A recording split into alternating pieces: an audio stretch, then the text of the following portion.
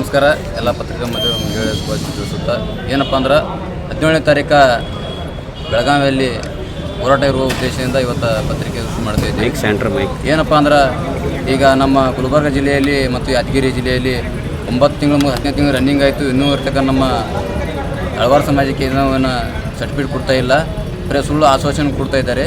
ಹೆಂಗೆ ನಡೆದಪ್ಪ ಅಂದ್ರೆ ಈ ಒಂದು ಯಾವುದಾರ ಫಂಕ್ಷನ್ ಬತ್ತು, ಯಾವುದಾರ ಇಲ್ಲಿ ಸಚಿವ ಸಂಪುಟ ಬತ್ತು, ಒಬ್ರು ಯಾರೇ CM ಅಂಟರು ಮಿನಿಸ್ಟ್ರು ಬಂದರು ಅಂದ್ರೆ ಆಯಿತು ಇವತ್ತು ಕೊಡ್ತೀವಿ ನಾಳೆ ಕೊಡ್ತೀವಿ ಒಂದು ಮೀಟಿಂಗ್ ಮಾಡ್ತೀವಿ ಅಂತ ಹೇಳ್ತಾರೆ. ಒಂದು ಆಟ ಬಾಡಿ ಮೇಲೆ ದೀಪ ಇಟ್ಟಂಗೆ ಕೆಲಸ ಮಾಡಿ ಅವ್ರು ಕೆಲಸ ಮುಗಿಸ್ಕೊಂಡು ಹೋಗ್ತಾ ಇದ್ದಾರೆ.